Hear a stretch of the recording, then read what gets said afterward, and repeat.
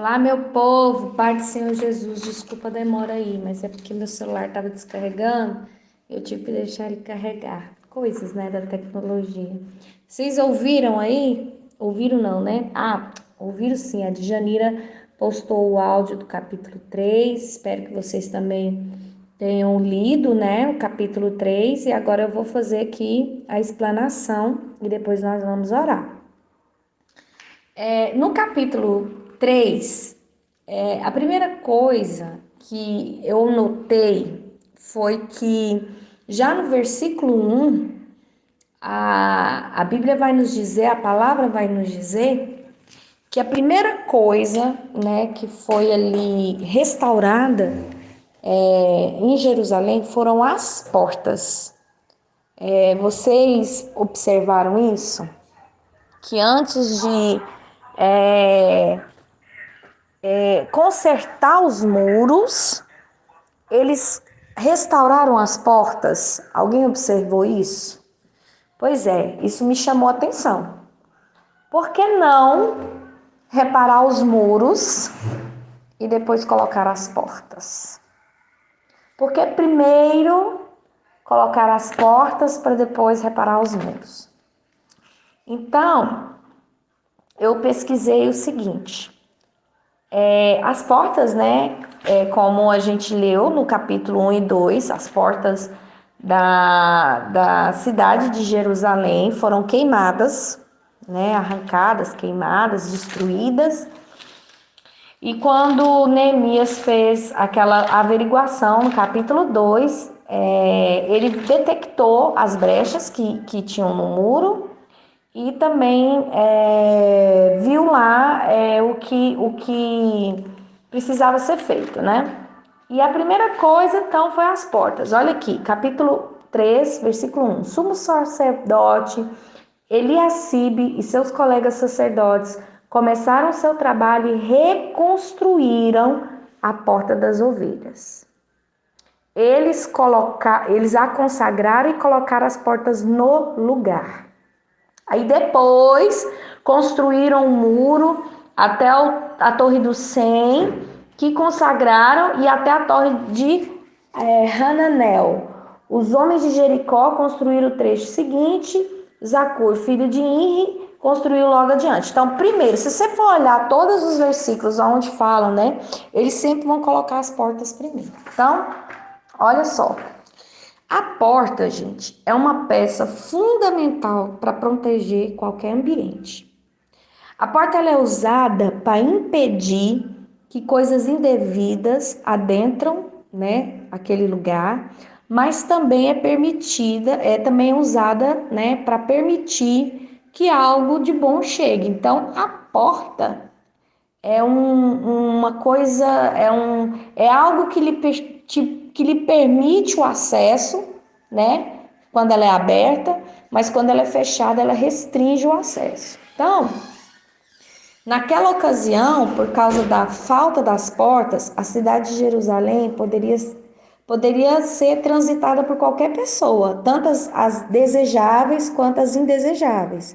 Isso demonstra que na nossa vida também precisamos colocar algo que bloqueie coisas ruins de passarem, mas também precisamos deixar que coisas do céu adentrem. Então, o que eu aprendo aqui?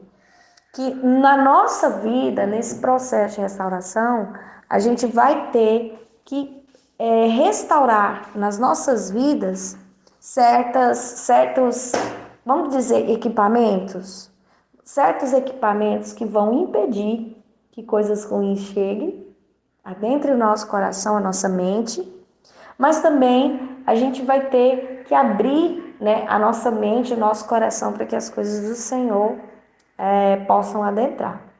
E a segunda coisa que eu reparei também foi na questão dos muros, né? Como eu disse, depois que eles colocaram as portas, né? Eles foram construindo o muro e reparando o muro. Então, os muros, eles são uma edificação utilizada para delimitar o espaço.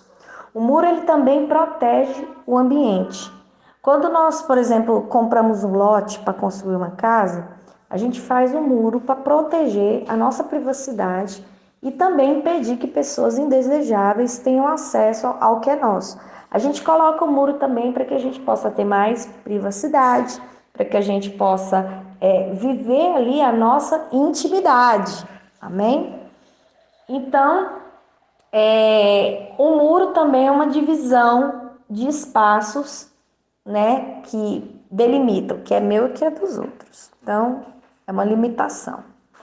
E quando você vê eles restaurando os muros, eles estão tentando fazer o quê? Proteger, impedir que o acesso a Jerusalém seja feito sem o seu consentimento. Então aqui já tem uma outra chave espiritual. Nós precisamos o quê? Limitar espaços, nós precisamos proteger o quê? A nossa mente, o nosso coração. A restauração, ela traz isso. Amém? Lembre-se de Romanos 2, que nós não podemos nos moldar aos padrões desse mundo, mas nós temos que renovar a nossa mente para que nós possamos desfrutar da boa, perfeita e agradável vontade de Deus. Amém? Outra coisa que me chamou muita atenção no capítulo 3, por que cargas d'água eles começaram a reconstruir as portas das ovelhas? Alguém chegou a pensar nisso? Por que as portas das ovelhas? Por que não começar de outro lugar? Por que não pegar ali outro? São tantas portas, gente, que tem nesse. A Djanira até colocou para nós aqui um desenho, eu não estou conseguindo acessar aqui agora, mas são várias portas, né, que tem ali ao redor, né, dos muros de Jerusalém. Por que então as portas das ovelhas? Aí eu fui pesquisar o que eram as portas das ovelhas, né? A porta das ovelhas era o lugar aonde entravam as ovelhas que iriam ser sacrificadas no templo, na época da Páscoa, na Páscoa judaica, né? Então, aí a gente observa que eles consagraram aquelas portas e depois as colocaram. Consagrar é dedicar a Deus, tá? Tudo que aquilo que é consagrado é de uso exclusivo de Deus. Vai pegando essas coisas aí. Isso mostra que o primeiro lugar aonde Deus nos restaura é no nosso relacionamento com Ele, é a adoração. A ovelha, não sei se vocês se lembram, né? Eu acredito que sim.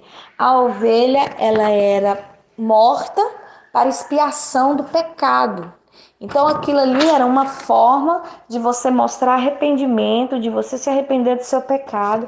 Ali você colocava a mão naquela ovelha, era como se o seu pecado estivesse sendo transferido para o animal morria, pegava aquele sangue, jogava na arca da aliança e a presença de Deus se manifestava perdoando os pecados do povo. Então aquilo era a adoração, tá bom? Então o primeiro lugar aonde Deus ele vai começar a trabalhar em mim e você é na adoração, é na intimidade com Ele. Não foi assim desde o início? Não é assim que Deus está nos chamando? Deus nos está reconstruindo conosco? É uma adoração perfeita, uma adoração sem que haja máculas, sem que haja, né, outras coisas. Não, uma adoração onde exista fidelidade, companheirismo, uma devoção, santidade e tudo mais. Então, é isso aí, entendeu? Então, a restauração dos muros começou na porta da entrada dos sacrifícios. Amém? Então, é por isso que a restauração ela é iniciada com renúncias, com choro, às vezes com muita dor, porque nisso o Senhor está restaurando em nós um relacionamento com Ele, amém?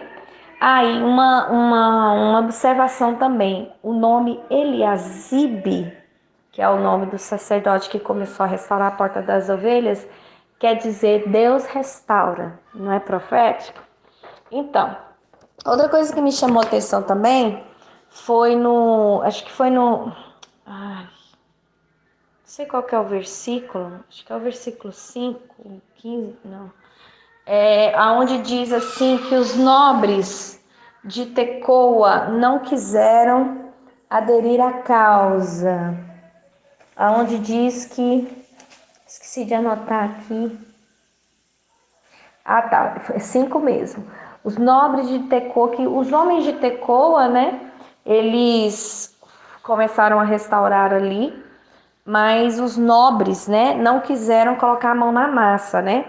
A cidade de Tecoa era um lugar onde a maioria das pessoas ali viviam da criação de ovelhas, né?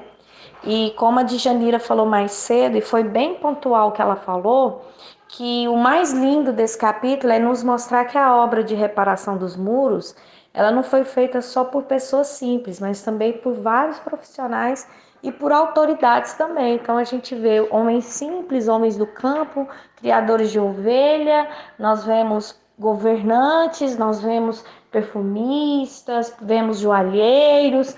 Então assim, para você ver que a obra de Deus ela é feita, né, com todo tipo de pessoa, que o Senhor não faz acepção, né? Quando é para reconstruir, quando é para restaurar, quando é para firmar, o Senhor usa todo mundo os seus dons e talentos, né? Que é o que é mais lindo na obra do Senhor, né? Beleza. Eu acredito que o fato deles começarem a reparar tudo que estava derrubado começou a impactar as pessoas a fazerem o mesmo. Eu vi a Djanira falando, né? Que foi uma administração, um show de administração, porque a gente vê Neemias envolvendo todas as pessoas, né, no trabalho, mas eu acredito que talvez no início, porque eu observo muito também a questão da obra de Deus. Às vezes a gente vai fazer a obra de Deus, nem todo mundo se levanta para fazer junto. Mas quando você tá ali se movendo e a coisa tá dando certo, as pessoas ficam impactadas e dão vontade de mexer. Então, assim, quando eu li o capítulo 3, parece que me deu uma, uma uma noção de que aquelas pessoas iam vendo outras restaurando ali os muros de frente às suas casas e elas começaram a querer restaurar também. Eu não sei se vocês já repararam, mas, por exemplo, se você vai e faz uma reforma na fachada da sua casa, você olha para sua vizinhança à volta, logo todos os vizinhos começam a querer reformar e deixar a casa deles bonita também. Quando você começa a fazer uma obra na sua casa, você pode olhar 2, 3, 4 vizinhos, vai começar a fazer também. Por quê? Porque mudanças geram mudanças, né? Então eu acredito que ali no capítulo 3, aquelas pessoas que estavam observando, cada um daqueles homens, né? Uns que estavam mais ao norte, outros ao sul, e eles foram. E o capítulo 3 diz que aqueles homens ali iam reparando os muros de frente às suas casas, né? Então mas com certeza a visão dava para ver na frente da casa de outras pessoas também. Ele estava olhando o cara e falando, nossa, ele está consertando o muro, tá ficando bom, né? Vou consertar o meu também, né? Então é isso que estava. Eu tive essa impressão, não sei se alguém teve aqui. Quando nós buscamos. Aí o que isso me gerou no coração, né? Que quando nós buscamos a restauração, é inevitável que isso provoque o mesmo desejo em outras pessoas. Tanto que vemos que no capítulo 3, as pessoas iam reparando os muros que estavam de frente às suas casas. É aquilo que eu falei. A mesma coisa é quando nós estamos buscando a restauração, seja do casamento, seja de nós mesmos, né, do nosso pessoal, as pessoas vão sendo impactadas a buscar o mesmo, né? Então você vai vendo que isso vai gerando o quê? Uma comoção, isso vai gerando uma força para que as outras pessoas também sigam, né, o mesmo caminho, né? A Djanira também falou que reparou que eles começaram pelas portas das ovelhas e terminaram a obra pelas portas das ovelhas. Então, você vê uma sequência, né? Eles começaram lá da porta das ovelhas, a quem estava à frente, né? Se você estiver aí no mapa, vai estar à sua esquerda, né? Eles começaram da porta das ovelhas, foram para a esquerda, né? Deram a volta no muro e voltaram de novo para a porta das ovelhas. Isso não só mostra como que eu posso dizer, uma organização, como também nos mostra um desejo de fazer bem feito. Ou seja, eles não fizeram, vamos na porta das ovelhas, não, agora vamos mexer lá no fundo, não, agora vamos fazer aqui do lado. Não, eles foram fazendo diligentemente, pedaço por pedaço do muro, para que nada ficasse de fora, para que não fosse esquecido nenhuma parte desse muro. E isso nos mostra que uma diligência que eu e você precisamos ter. Por quê? Porque se nós estamos buscando a restauração, nós também precisamos olhar detalhadamente a tudo aquilo que o inimigo destruiu, começar a buscar ferramentas para que isso seja consertado e essas brechas espirituais sejam tapadas. Nós não podemos, não, peraí, minha vida financeira está destruída. Não, mas a vida financeira não importa, eu quero é meu casamento. Não, peraí, mas o meu relacionamento com os meus pais é péssimo. Não, mas o que me importa é meu casamento. Não, pode deixar para lá, o relacionamento com meus pais não é importante é o meu casamento. Não, mas os meus filhos e eu, a gente já não conversa, a gente não tem diálogo, a gente não se ama mais, a minha casa vive de briga e pede guerra. Não, mas eu quero meu casamento. Não, a gente vai ver que Deus vai fazer no todo, é no geral, é o muro inteiro. Ele vai contemplar o todo, amém? E eu quero orar com você nessa noite, para que o Senhor venha fazer essa obra linda em nós também, tá bom? Senhor, meu Deus e meu Pai, obrigado, Jesus, por essa palavra tão maravilhosa, tão poderosa, tão tremenda da parte do Senhor. Hoje, ó Deus, eu fiquei refletindo acerca do capítulo 3 e fiquei observando quão tremendo é os ensinamentos que o Senhor tem para nos dar acerca da tua palavra. Pai querido, Pai amado, eu peço ao Senhor para que o Senhor venha visitar cada um dos corações que estão aqui fazendo esse propósito juntamente comigo. Eu sei, Senhor, que o inimigo entrou, destruiu, derrubou, o inimigo tirou, o inimigo, ele pisou, humilhou, mas eu creio também, Senhor, que tudo isso foi um propósito. Foi o propósito do Senhor nesse momento de diversidade, nesse momento de calamidade, nos resgatar para que o Senhor pudesse, Pai, construir em nós um caráter mais próximo do seu. Eu sei, Senhor, que nada é em vão. E eu sei, Pai, que tudo coopera para o bem daqueles que te amam e vivem segundo o teu propósito. Então, Pai, nós estamos aqui, nos dispondo, assim como Eliasibe, assim como Neemias, assim como Esdras e outros tantos homens, Pai, que diligentemente saíram vasculhando o muro para tentar encontrar cada brecha, Pai. Nós queremos, ó Senhor, que o Senhor venha revelar ao nosso coração quais são os lugares, Pai, que nós precisamos tapar os muros. Quais são as portas, Senhor, que nós precisamos edificar. Porque eu sei, Senhor, que muitas vezes nós temos deixado entrar coisas que não são da parte do Senhor. Talvez, ó Pai, é as nossas portas que estão queimadas. E nós estamos sendo invadidos, Pai, por toda a corrente de pensamento. O que tem estragado e levado, Senhor, toda a massa. Mas eu creio, Senhor, que nessa noite o Senhor irá abrir os olhos, despertar as mentes, aumentar o conhecimento. E assim, nós veremos, ó Pai, que essas portas precisam ser edificadas. Pai, que essa porta da adoração, ela seja restaurada em nome de Jesus. Que possamos adorar o Senhor em espírito e em verdade. Senhor, cativa em nós, ó Pai, um coração que deseja ter um relacionamento profundo com o Senhor. Pai, fale ao nosso coração. Não deixe, Senhor, que a gente fique enganado. Não deixe que a gente fica ouvindo qualquer tipo de voz. Mas tranca essa porta do engano, Pai. Para que nós possamos ter, ó Pai, acesso apenas à voz do Espírito Santo. Senhor, eu sei, ó Pai, que o inimigo, Pai, perfurou, quebrou e destruiu, derrubou algumas partes desse muro.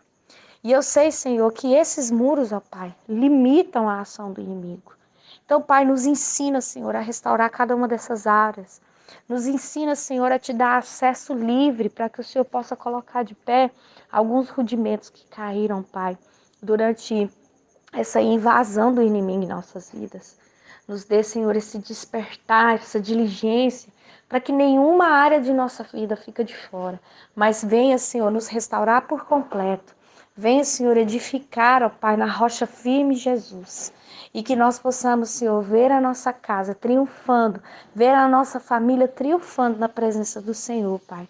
Que nós possamos, ó Pai, a partir de agora, Pai, ter consciência, Pai, de cada área que precisa ser trabalhada no nosso coração, na nossa alma, na nossa vida e também na nossa família. Pai, eu agradeço ao Senhor por tudo, que o teu nome seja eternamente louvado. Amém, amém e amém.